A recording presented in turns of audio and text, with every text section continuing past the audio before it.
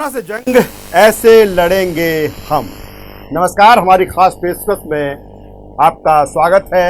मैं हूं राजेश सक्सेना। आज बात होगी इंदौर में चल रही सियासत। एक तरफ कोरोना का संक्रमण, दूसरी तरफ सियासत। किस बात को लेकर सियासत, आज की चर्चा में हम आपको बताएंगे। इंदौर में कोरोना संकट के दौरान बाजार खोलने को लेकर सियासत अपने चरम पर पहुंच गई। पहले शासन ने कुछ हिस्सों को खोला, कुछ पर पाबंदी रखी, पर विरोध के बाद प्रशासन ने पूरे शहर में बाजार खोलने पर सहमति जता दी है। पर जिस तरह से भीड़ बढ़ रही है, उससे संक्रमण का खतरा बढ़ता जा रहा है। अगर हालात ज्यादा बिगड़े तो हो सकता है लॉकडाउन लगाना पड़े। पेश है हमारी स्पेशल रिपोर्ट। इंदौर मध्य प्रदेश का मिनी मुंबई कहे जाने वाला शहर। ये शहर देश में कोविड-19 से सबसे ज्यादा प्रभावित जिलों में से एक है। आबादी के लिहाज से देखा जाए तो इंदौर सबसे ज्यादा घनी आबादी वाला शहर है। ये शहर कोरोना का मध्य प्रदेश में हॉट स्पॉट भी रहा है। सबसे पहले कोरोना ने इंदौर के रास्ते ही मध्य प्रदेश में प्रवेश किया। लंबे लॉकडाउन के बाद इस शहर में कुछ हलचल देखी जा रही है। शहर धीरे धीरे पटरी पर लौट रहा है। बाजार खुल रहे हैं, सड़कों पर भीड़ बढ़ रही है।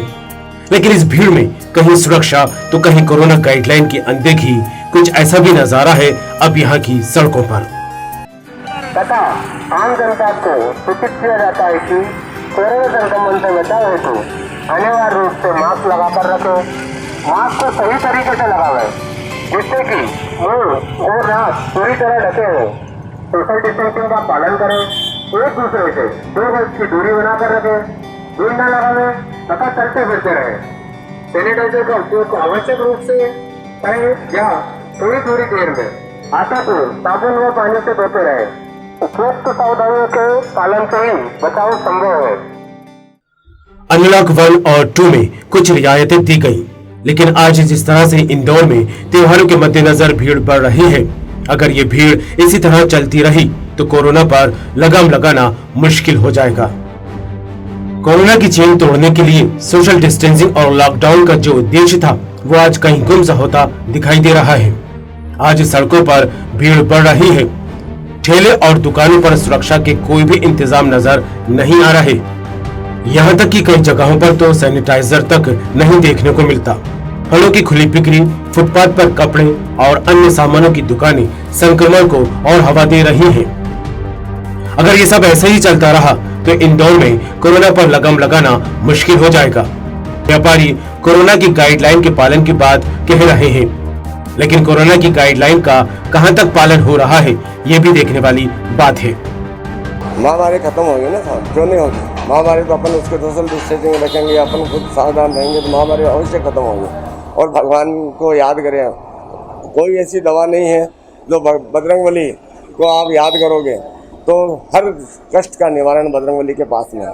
दुकानों पे सैनिटाइज रखा होता है, दुकानों पे हैंड वॉश लिक्विड रख रहे हैं, ताकि आने और जाने पे हम लोग अपने ही हाथों में उसका उपयोग भी कर लेते हैं।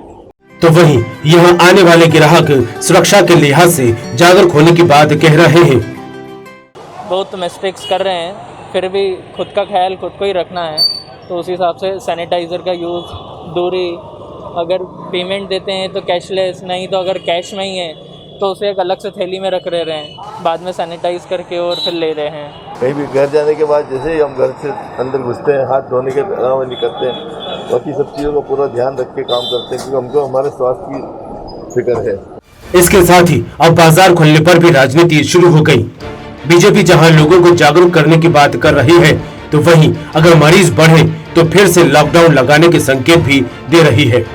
तो कांग्रेस का तर्क है, जिन व्यापारियों ने लॉकडाउन में लोगों की सेवा की, लोगों के घरों तक राशन पहुंचाया, वहीं सरकार अब बाजार पर ब्रेक लगाकर उन पर अत्याचार कर रही है। इसके पीछे की सियासत को भी समझते हैं। दरअसल इंदौर में अनलॉक के दौरान बाजार खोलने के लिए प्रशासन ने कुछ फैसले लिए। इसमें बाजारों को लेफ्ट लाइन और राइट लाइन के हिसाब से खोला गया।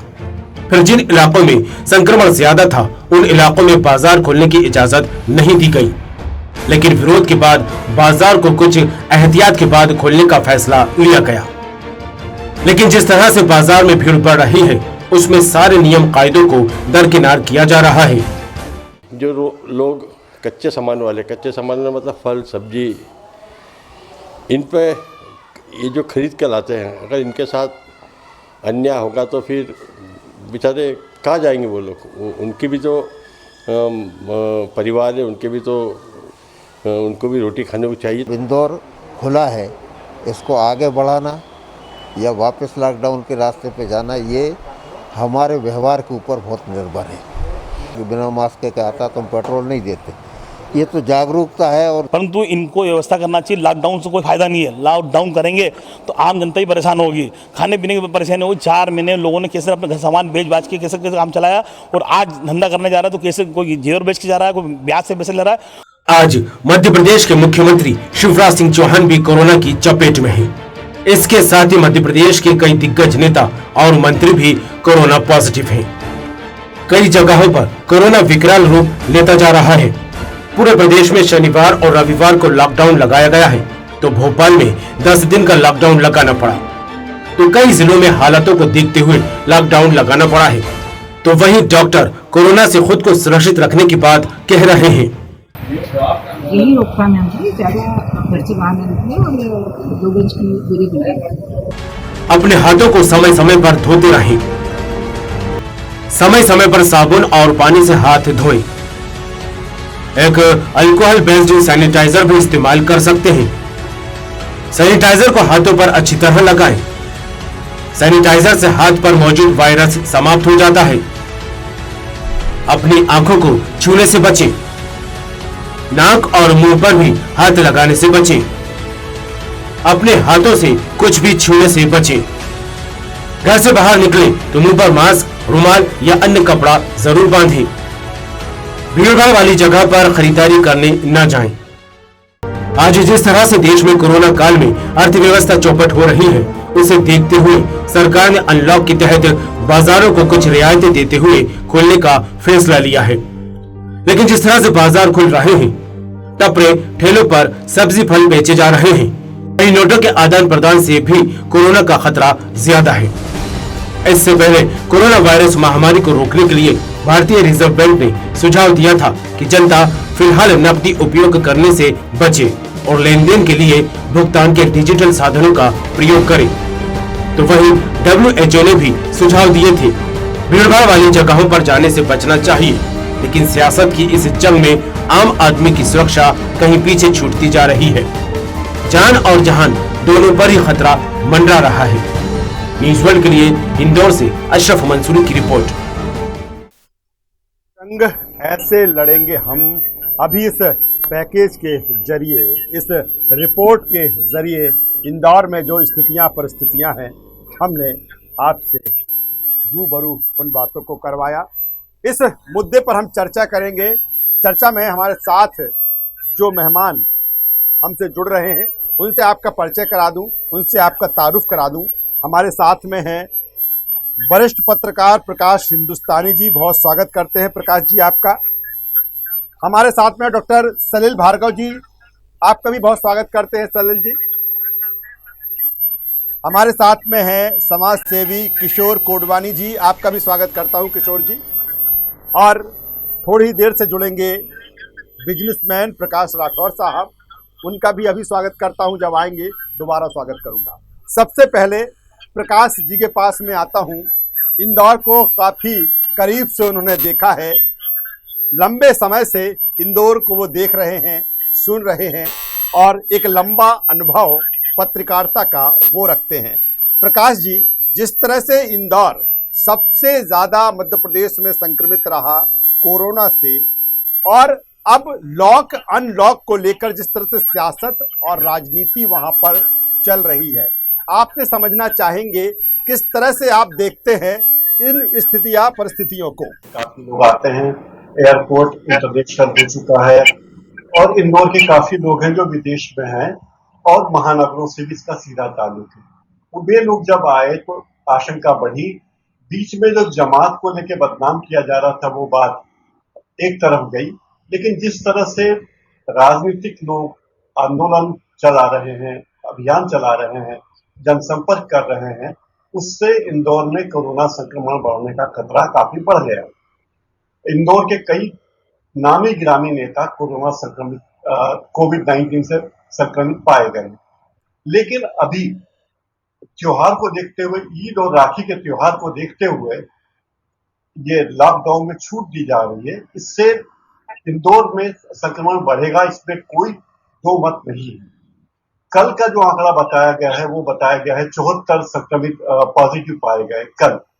उसके पहले पिछले हफ्ते तक 150 के दरमियान रोज पाए जा रहे थे। तो एक तो यहाँ गड़बड़ी ये की जा रही है कि जो टेस्टिंग हो रही है वो किसी खास इलाके में हो रही है, किसी खास इलाके में नहीं हो रही है।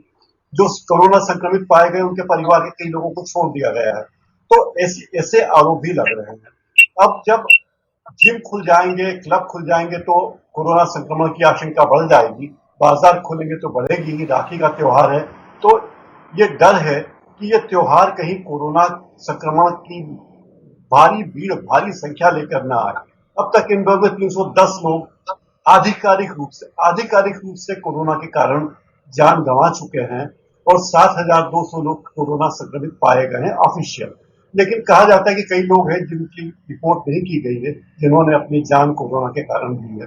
राजेश, ऑडियो खराब मेरा सवाल ये है कि जिस तरह से एक गाइडलाइन बनाई गई है और लेकिन जिस तरह से विरोध हो फिर उसके बाद फिर खोल दिया जाता है, तो आपको लगता नहीं कि जो एक गाइडलाइन बनाई गई है उसका पालन नहीं हो रहा है? और दूसरी तरफ से जिस तरह से इंदौर में कहा जा रहा है कि जो छोटे व्यापारी हैं, हाथ ठेले वाले हैं, रेहड़ी वाले हैं, उसके चलते जो भीड़ और जो मानक तय किया गया है कि किस तरह से मास्क लगा के काम करना है, कैसे सैनिटाइज करना है और किस तरह से कितनी संख्या होना चाहिए, वो फॉलो वहां पर नहीं हो रही है।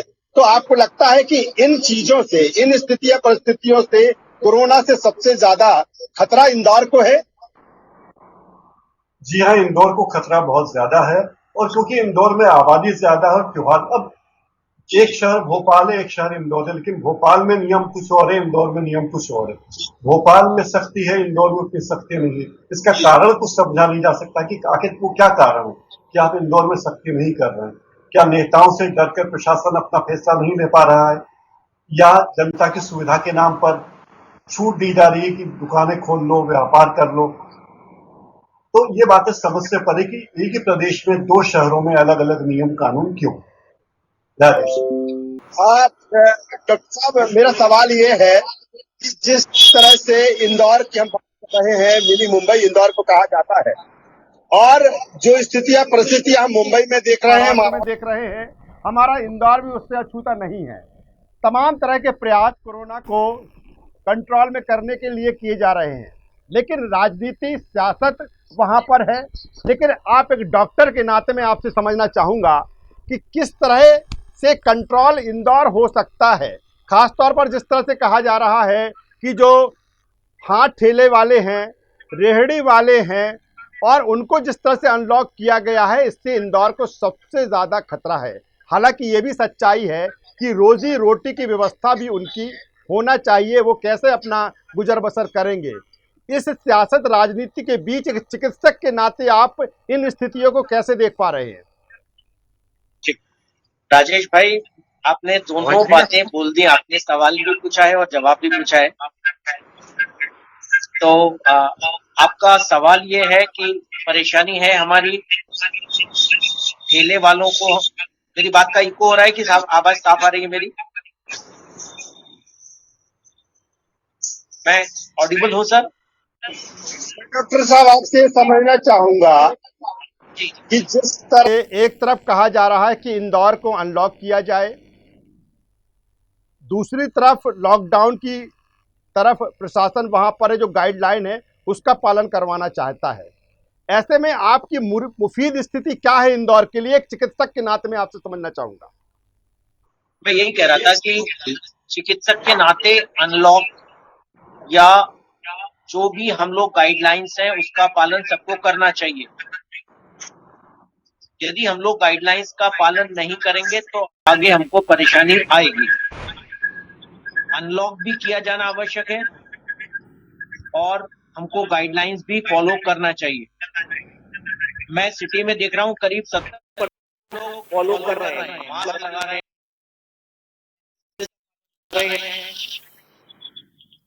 तो हमको देखना पड़ेगा। बस आपने जो बात कही, सब्जी वाले थोड़े से परेशान इसलिए हैं क्योंकि उनको उस तरह की ट्रेनिंग अभी थोड़ी सी और जरूरत है। तो मैंने कल भी कहीं एक जगह बात करी थी कि क्या हम कुछ लोग एनजीओ ट्रेनिंग कर सकते हैं, क्या इनको सिखा सकते हैं। अपने ग्राहकों को भी सिखाना पड़ेगा और जो हमारे वेंडर्स हैं सब्जी वाले उनको भी सिखाना पड़ेगा। जिंदगी को तो आगे बढ़ाना ही पड़ेगा।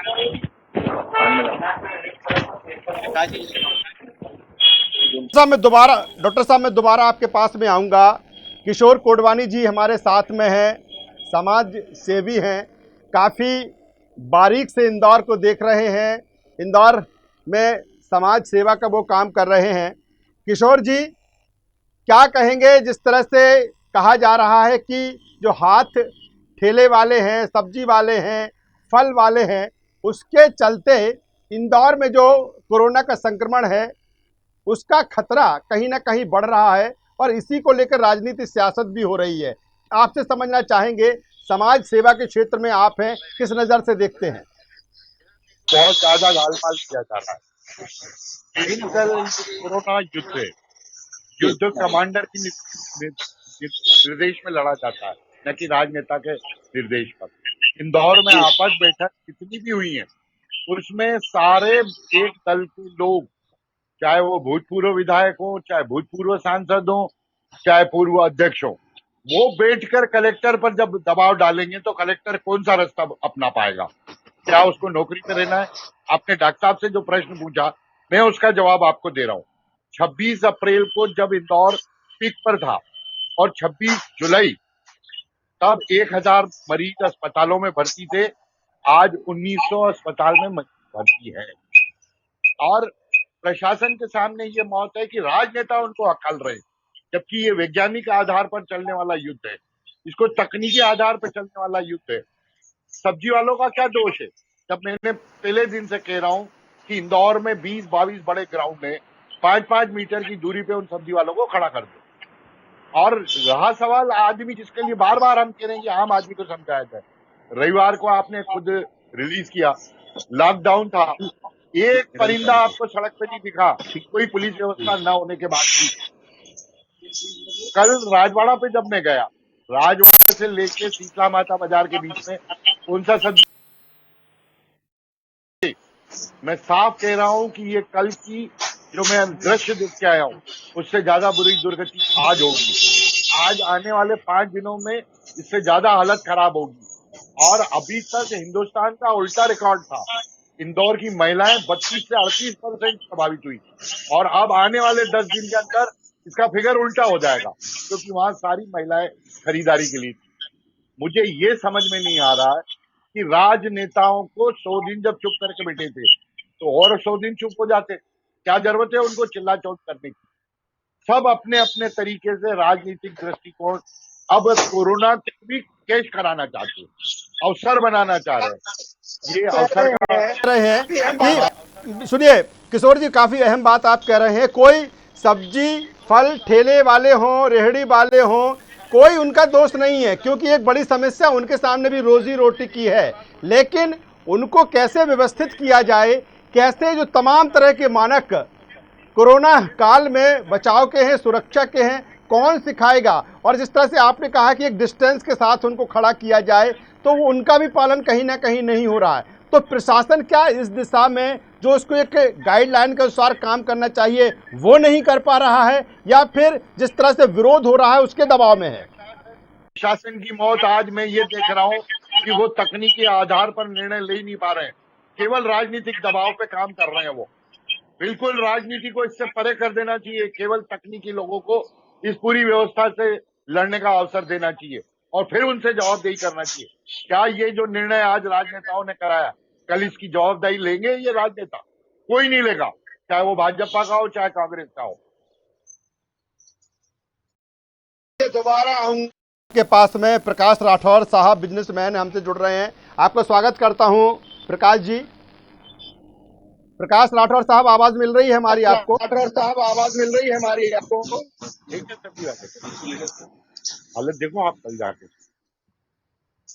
मैं पागल हो गया। आपके पास आवाज पहुंच रही है भाई?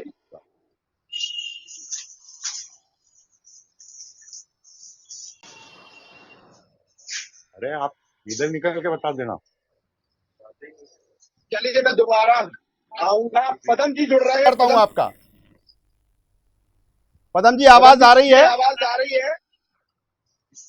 ये देखो सैंपलिंग कम कर दी लगता। और प्रकाश हिंदुस्तानी जी के पास में आता हूं। प्रकाश जी, जिस तरह से किशोर कोडवानी जी तमाम तरह के सवाल खड़े कर रहे हैं, क्या राजनीति हावी है और ये राजनीति, ये सियासत कहीं ना कहीं इंदौर की जो स्थिति परिस्थितियां निर्मित हो रही है उसके लिए जिम्मेदार है? राजेश जी, अपना सवाल दोबारा पूछिए। प्रकाश जी, मेरा सवाल ये है कि किशोर कोडवानी जी जिस तरह से सवाल खड़े कर रहे हैं और कह रहे हैं कि इंदौर में जिस तरह से सियासत, राजनीति हावी है, कहीं ना कहीं उसका खामियाजा उसे भुगतना पड़ रहा है और इसी के चलते वहाँ का प्रशासन जो एक पुख्ता गाइडलाइन बनाना चाहिए, एक पुख्ता जो सिस्टम बनाना चाहिए, वो नहीं बना पा रहा है। राजेश जी, प्रशासन को पुख्ता गाइडलाइन बनाने का अधिकार है, लेकिन पुख्ता गाइडलाइन के बहाने प्रशासन की एक तरफा कार्रवाई नहीं होनी चाहिए। लोकतंत्र है, जनता की बातें भी सुनी जानी चाहिए। किसी एक वर्ग के लोगों को सीधा सीधा शिकार नहीं बनाना चाहिए। और लोकतंत्र है, जैसा कि भी कुछ देर पहले डॉक्टर साहब ने कहा था कि अनलॉक होना भी जरूरी है, लेकिन तरीका होना चाहिए। जो किशोर जी कह रहे हैं कि इतनी व्यवस्था करनी चाहिए प्रशासन को कि लोग अनलॉक हो और अपना काम काज को चला सके, लेकिन सख्ती के नाम पर केवल लोगों पर डंडे बरसाना, लोगों को जिला बदर कर देना, उनको पिटाई करना, उनको जेल में डाल देना, ये कोई तरीका प्रशासन का नहीं होना चाहिए। जब त्योहार है तो सख्ती जरूरी है, लेकिन सख्ती के लिए लोगों को जागरूक करना जरूरी है। तो नेता अपना काम करेंगे ही, प्रशासन पहले अपना काम करे, मैं ये कहना चाहता हूँ। प्रकाश जी, आपसे ये जानना चाहूँगा कि जिस तरह से सवाल उठ रहे हैं कि जो हाथ ठेले वाले हैं, सब्जी वाले हैं, रेहड़ी वाले हैं, उनसे खतरा है, जिस तरह से भीड़ बढ़ रही है, और आप बड़े जो व्यापारिक संस्थान हैं वहाँ पर तो आप सैनिटाइज की व्यवस्था कर सकते हैं, वहाँ पर थर्मल स्क्रीनिंग की आप व्यवस्था कर सकते हैं, लेकिन यहाँ पर इस तरह की स्थितियाँ नहीं देखी जाती। और ख़ास तौर पर जब सख्ती होती है तो मास्क लगा लिया जाता है, सैनिटाइज कर लिया जाता है। कमोबेश जब कोई नहीं होता तो पूरा एक भीड़ जो वहाँ पर दिखती है, एक भीड़ तंत्र जो वहाँ पर दिखता है, और उससे जो खतरा है, आपसे समझना चाहूँगा कि जिस तरह से हाथ ठेले, सब्जी वाले, फल वाले, इनसे क्या खतरा इंदौर को है, और अगर है तो इनको कैसे व्यवस्थित किया जाए?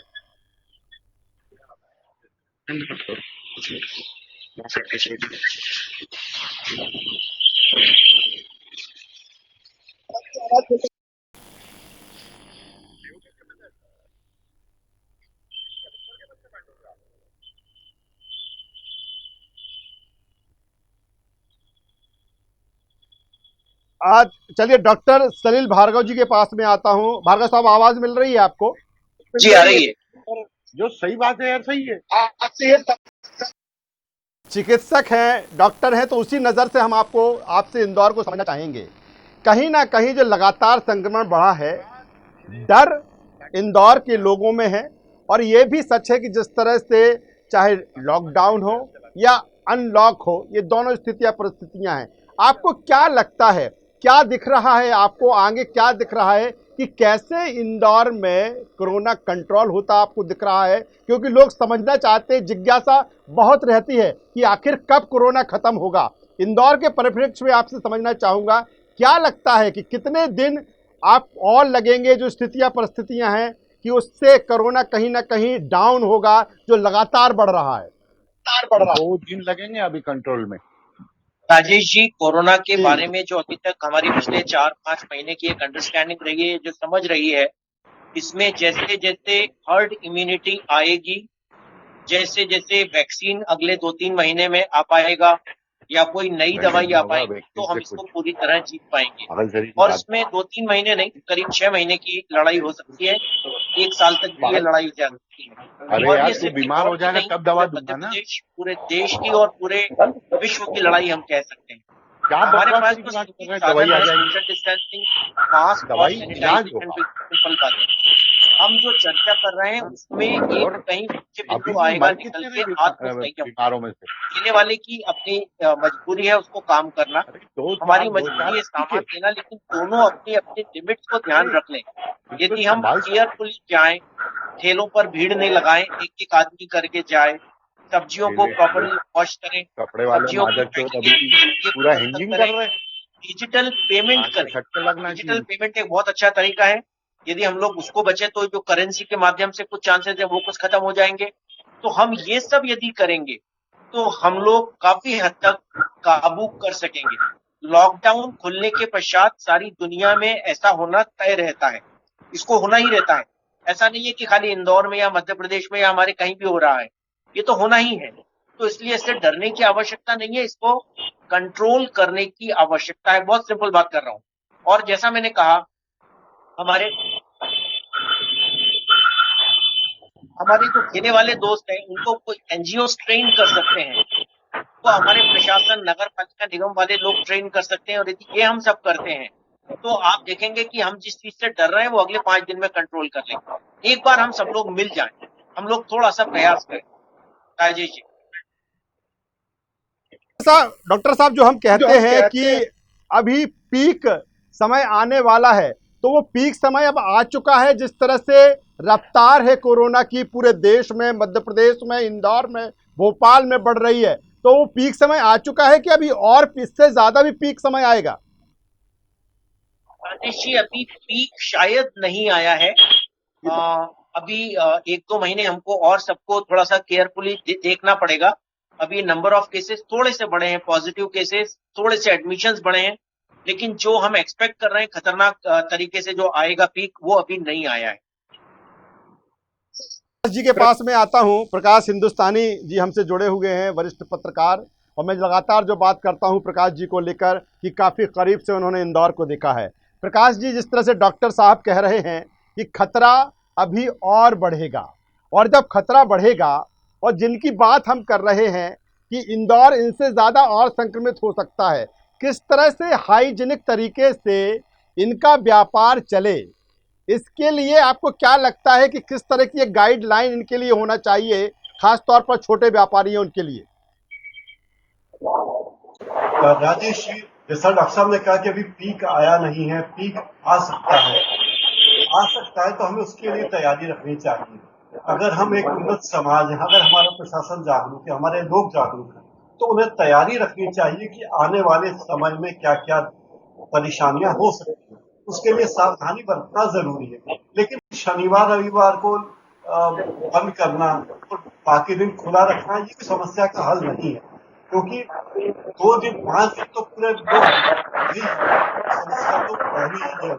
2 दिन के लॉकडाउन से कुछ होने वाला नहीं है। आप मॉल खोल देंगे, शराब की दुकानें खोल देंगे, स्कूल कॉलेज बंद रखेंगे, ये हल यह है कि लोग जागरूक हो। जो डॉक्टर साहब ने कहा है, भार्गव साहब ने कहा कि लोग जागरूक हो, लोगों को जागरूक किया जाए, लोगों को ये दबाव डाला जाए कि उन्हें 100% पालन करना ही है। जो भी गाइडलाइन है उसका 100% पालन किए बिना आप काम नहीं चला सकते। तो हर व्यक्ति को जागरूक होना पड़ेगा, इसके बिना कुछ चारा नहीं। दूसरी बात ये कि आपको अपने त्योहारों पर दस्त के माहौल को कम करना पड़ेगा। जरूरी नहीं है कि आप राजवाड़ा जाकर ही राखी खरीदें, जरूरी नहीं है कि आप व्यस्त इलाकों में ही जाएं, आप अपने मोहल्लों की खाली दुकानों में भी शॉपिंग कर सकते हैं। तो लोग अपनी बुद्धिमत्ता दिखाएं, राजवाड़ा पर घूमने न जाएं, भीड़ न बढ़ाएं, इसकी कोई जरूरत नहीं है।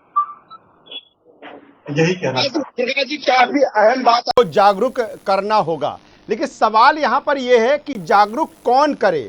एक तरफ जागरूकता की बात होती है और दूसरी तरफ राजनीति और सियासत की बात होती है। प्रशासन भी स्थिति में नहीं है कि वो कड़े निर्णय ले सके, और कड़े निर्णय लेते भी हैं तो आपने जिस तरह से कहा कि ये कहाँ का न्याय है कि डंडे बरसाए जाएं, लोगों को जिला बदर कर दिया जाए। तो ऐसे में सबको संगठित होने की जरूरत है और वो चीज दिख नहीं रही है इंदौर में।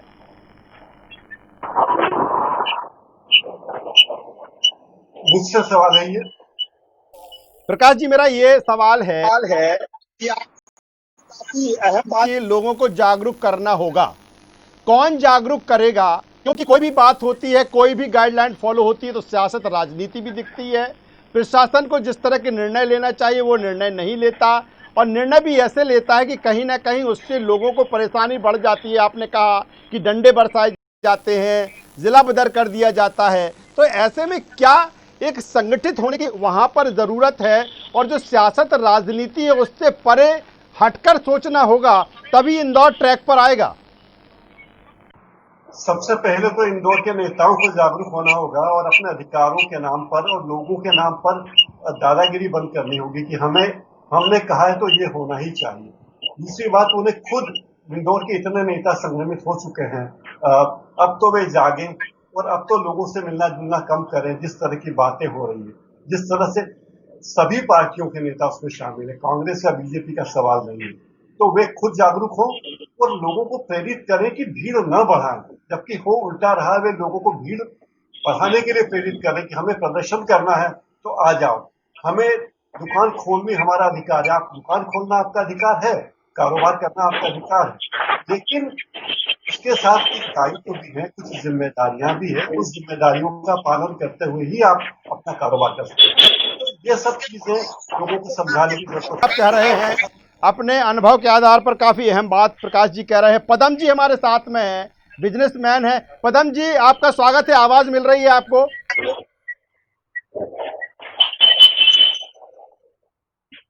पदम जी के पास मेरी आवाज पहुंच रही है?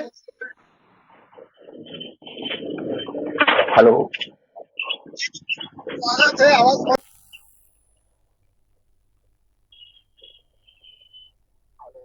पदम जी, आवाज मिल पा रही है आपको? हाँ जी जी, मेरा सवाल आ रही है सर। तो ये व्यापारियों की ही कर रहे हैं। आप बिजनेसमैन हैं इंदौर के, खासतौर पर छोटे व्यापारियों को लेकर, हाथ ठेले वालों को लेकर, सब्जी वालों को लेकर, फल वालों को लेकर, जिस तरह से कहा जा रहा है कि अराजकता की स्थिति वहां पर बनी हुई है और इसी से वहां पर संक्रमण फैलने का खतरा और ज़्यादा बढ़ गया है। एक बिजनेसमैन होने के नाते आप क्या कहेंगे कि वाकई इससे खतरा इंदौर को है? ये कहूँगा सर, जो भी बात होती है सब ये व्यापारी पे आकर ही क्यों अटक जाती है। आम जनता इसका पालन क्यों नहीं करती है। अगर आम जनता को बोल रखा है कि आप सोशल डिस्टेंस करें तो दूरी बनाकर भी आप माल खरीद सकते हैं। ठेले वालों के साथ भीड़ भड़ाके के साथ नहीं रहें, 1 by 1 माल ले सकते हैं, पर ये होता नहीं है। हर आदमी ये चाहता है कि सबसे पहले मैं उससे माल खरीदूं कि माल खत्म नहीं हो जाए। अगर जनता में ये जागरूकता आ जाएगी और अपने यानी सभी दूर देश विदेश में भी यही है, 6-6 फीट की दूरी पे ही आदमी खड़ा रहता है, माल लेता है, फिर आगे बढ़ता है। तो मेरा ये मानना है कि सबसे पहले जनता को जागरूक होना पड़ेगा। नहीं, लेकिन सवाल यहाँ पर एक ये भी है पदम जी कि जिस तरह से हाथ ठेले वालों को, सब्जी वालों को, फल वालों को, रेहड़ी वालों को ये कहा जाता है कि एक डिस्टेंस के साथ आप खड़े रहिए, लेकिन उनके बीच में जिस तरह से प्रतिस्पर्धा होती है कि जल्दी हमारा माल बिक जाए, वो भी कहीं ना कहीं पास आ जाते हैं और उससे जो भीड़ बढ़ती है वहां पर जो जनता पहुंचती है सामान खरीदने के लिए, वो भी एक बड़ा खतरा वहां पर है। वो भी कहीं ना कहीं जो मानक है, जो सुरक्षा के मानक है कोरोना काल के, उनका पालन नहीं होता और यही कारण है कि वहां पर स्थितियां जो है वो और खराब हो रही हैं इंदौर में। तो कहने का मतलब यही है कि आप ये मानते हैं कि जो सब्जी वाले, ठेले वाले हैं, उनमें भी अभी जागरूकता की कमी है।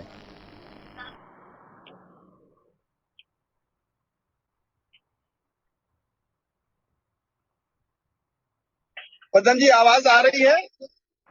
हाँ जी जी, मेरा सवाल कि कहीं ना कहीं जो सब्जी वाले हैं, हाथ ठेले वाले हैं, फल विक्रेता हैं, जो पास पास आकर भले उनको एक डिस्टेंस के साथ खड़े होने के लिए कहा जाता है, लेकिन प्रतिस्पर्धा के चलते वो पास पास खड़े हो जाते हैं। ऐसे में संक्रमण का खतरा बढ़ता है। और जो गाइडलाइन है कोरोना से बचने के लिए कि सोशल डिस्टेंसिंग रहे, आप मास्क लगा के रहें, वो भी नहीं देखा जाता। जब सख्ती होती है मास्क लगा लेते हैं, वरना वही स्थिति होती है। तो आपको लगता है कि कहीं ना कहीं उनको जागरूक करने की जरूरत है? हाँ बिल्कुल जरूरत है ना साहब, उनको भी निर्देशन देने का और उसका पालन कराने का पूरा वो होना चाहिए। पर जैसे वो नगर निगम का जागृति के कारण ठेले वालों को छूट दे दी है, तो ठेले वाले बिल्कुल आजाद हो गए हैं। आप देखेंगे एमजी रोड पर इतने फल फ्रूट के ठेले लग गए हैं कि वहां से ट्रैफिक निकलना बहुत मुश्किल हो गया है। तो इसीलिए इसके लिए प्रशासन को भी थोड़ा जागरूक होना पड़ेगा। क्या जिस तरह से पदम जी, इसमें भी राजनीति देखी जा रही है, राजनीति सियासत भी बहुत बड़ी वजह है इसके बीच में कि उन ठेले पे व्यापार करने वालों को जब किसी तरह की कोई सख्ती की जाती है तो सियासत आड़े आ जाती है। क्योंकि ये सब इनके वोट बैंक है ना सर। हेलो, सुन रहा हूँ, बोलिए पदम जी। हाँ सर, ये सब इनके वोट बैंक करके वो हैं। अगर आप व्यापारी को कुछ बोलेंगे तो कोई भी कुछ बोलेगा नहीं, कोई भी। जैसे अभी 3-4 महीने से हमारा व्यापार बंद था, और अभी कभी राइट, कभी 1 by 1। इस कारण आने वाले कस्टमर को कितनी तकलीफ पड़ती है। अब मेरे को मालूम है, सरकार को मालूम है कि ये आज इस लाइन की दुकान खुलेगी, कल उस लाइन की दुकान खुलेगी। ग्राहक को थोड़ी मालूम है कि आज यहाँ खुलेगा या परसों वहां खुलेगा। वो तो एक बार आता है फिर दूसरी बार नहीं आता है। उस कारण व्यापारी को बहुत परेशानी हो रही है। पहले लॉकडाउन के कारण धंधा हमारा 20% रह गया है, और अब ये लेफ्ट और राइट के कारण हमारा बिल्कुल धंधा बंद हो गया है। बहुत शुक्रिया तमाम मेहमान हमारे साथ में जुड़े।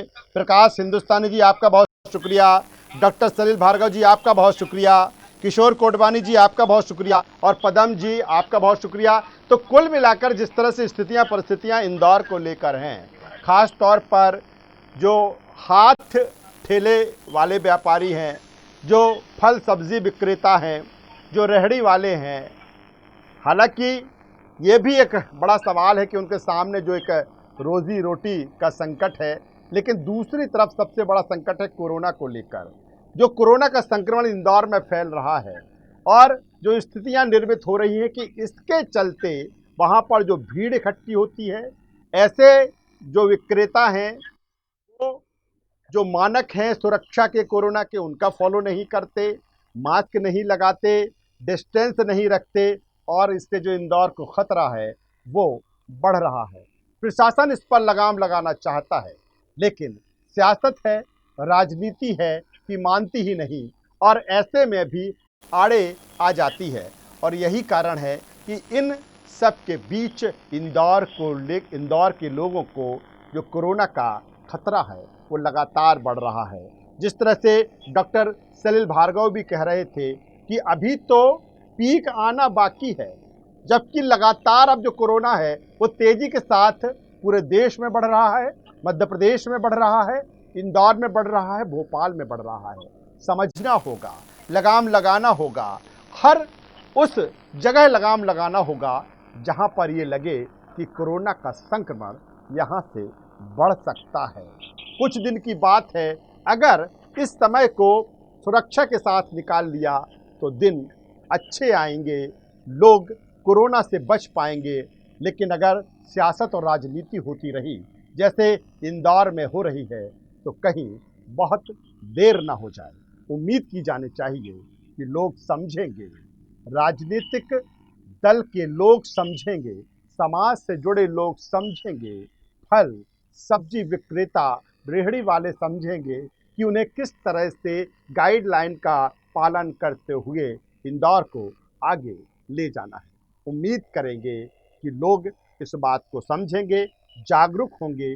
न्यूज़ वर्ल्ड और डिजियाना ग्रुप लगातार लोगों से अपील कर रहा है कि सोशल डिस्टेंसिंग का पालन करें, मुंह पर मास्क लगाएं, हाथों को सैनिटाइज करें, हाथों को कम से कम 20 सेकंड से अच्छी तरीके से किसी साबुन से धोएं और भीड़ इकट्ठा ना होने दें। हमारी इस खास पेशकश में बस इतना ही। न्यूज़ वर्ल्ड पर खबरों का सिलसिला लगातार जारी है, आप बने रहिए हमारे साथ। नमस्कार। इस कार्यक्रम के प्रायोजक थे रूप मंत्र आयुर्वेदिक फेस क्रीम। ये कोई कॉस्मेटिक नहीं, आयुर्वेदिक औषधि है।